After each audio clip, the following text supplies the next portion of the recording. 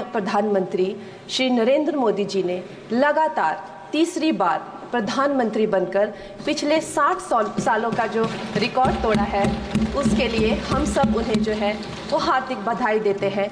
साथ ही बधाई के पात्र हैं हम सब भारतीय जनता पार्टी के लोग, जिन्हें ये सौभाग्य प्राप्त हुआ। और मैं ये भी मानती हूँ कि हमारे भारतवर्ष की जनता, जिन्होंने एक स्थिर, सहज और सफल सरकार को चुना है और एक संकल्प को चुना है, वो भी बधाई के पात्र हैं। महोदय जी, हम सब जानते हैं कि आज से 10 साल पहले हमारे देश की अर्थव्यवस्था का क्या हाल था। आज से 10 साल पहले हमारी संघर्षशील, जो एक चरमराती और एक लड़खड़ाती अर्थव्यवस्था, जो कहीं 11वें-12वें नंबर पर थी और सारा देश जो है उसको लेकर चिंतित रहता था, पिछले 10 सालों में वो अर्थव्यवस्था 11वें से 5वें नंबर पे आई है और बहुत तीव्रता से जो है 3रे नंबर की तरफ जा रही है। ये जो 2024 का बजट है, ये सब वर्गों को जो है वो शक्ति प्रदान करने वाला बजट है। इस बजट से जो है वो हमारी अर्थव्यवस्था को भी तीव्रता मिलेगी महोदय जी।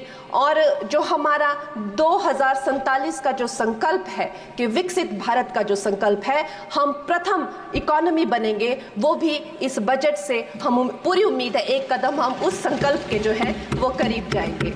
महोदय जी, पिछले साल हमारे हिमाचल प्रदेश में एक बहुत बड़ा प्राकृतिक संकट आया, एक बहुत बड़ी बाढ़ आई, जिससे न जाने कितने जन, धन, पशु, जमीन की हमारे लोगों को जो है वो हानि हो गई।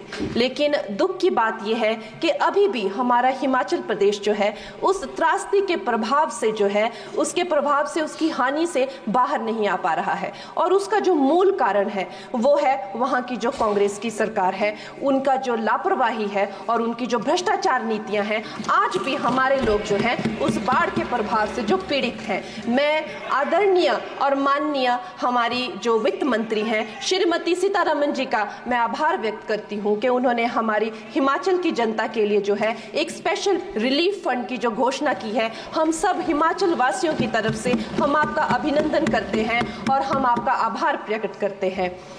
महोदय जी, मुझे ये जान के और आपको बताकर इस बात की खुशी भी होती है और खेद भी होता है कि जितना काम पिछले 10 वर्षों में हमारी भारतीय जनता पार्टी ने हिमाचल प्रदेश में किया है, वो उतना काम हमारे आज़ादी के बाद 60 सालों में भी हिमाचल प्रदेश में नहीं हुआ था।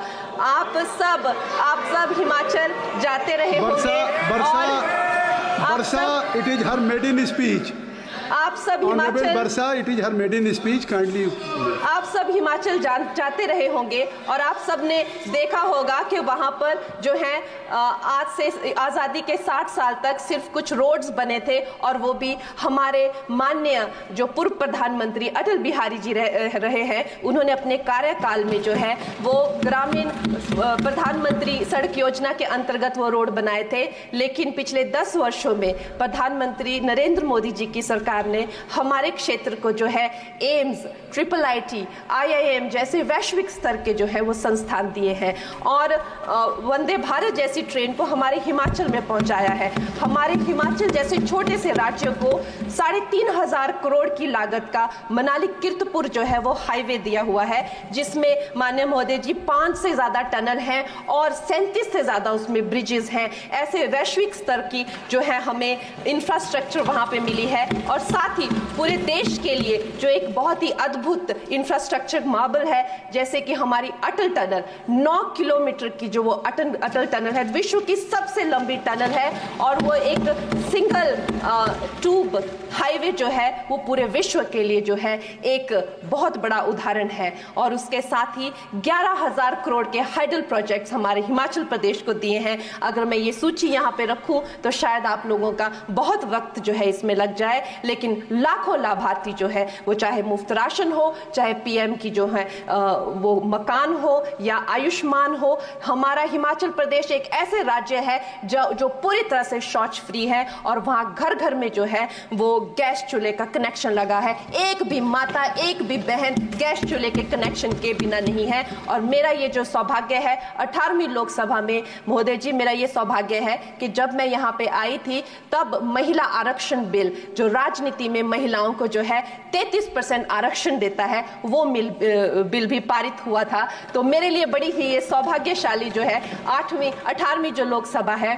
और मैं ये कहना चाहूंगी कि ये जो बिल है ये अवश्य ही एम्प्लॉयमेंट हो या चाहे स्टार्टअप इनोवेशंस हो, चाहे हमारे गरीब और मिडिल क्लास को टैक्स रिलैक्सेशन हो या हमारे जो अन्नदाता किसान हो उन पे फोकस हो। ये मैं इसे होलसम बजट कहती हूँ। और मेरी एक प्रार्थना रहेगी हमारे सरकार से कि हमारे मंडी क्षेत्र में अगर एक इंटरनेशनल एयरपोर्ट हो तो अवश्य ही हमारी जनता का टूरिज्म की दृष्टि से बहुत कल्याण होगा। वो हमें जरूर इस विषय में सोचें। और